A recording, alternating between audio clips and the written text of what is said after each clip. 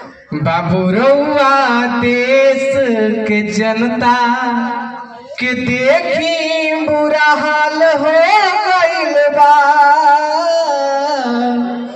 बाबू रउआ देश के जनता के देखी बुरा हाल हो गइल बा।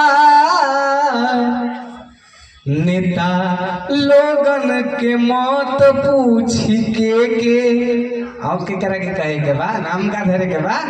हरे नेता लोगन के मौत पूछी के सब ही रघु सब कुछ बोलते हैं ना। अरे सब ही दलाल हो गइल बा। बाबू रउआ देश के जनता आज स्वतंत्रता है। अब देखी का वैसा हमने के देखे के मिलल है, देखे के मिलता तनकी साहब।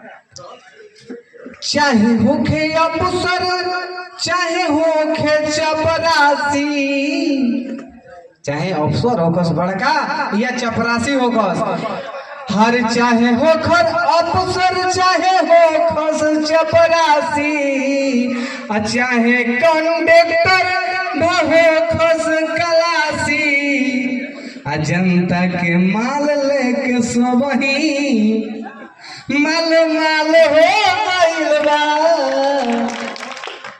बाबू रउआ देश के जनता तो हमनी के तो जनता बनी जा। भारत माता की ये बोले के बाद भारत माता की। हमने के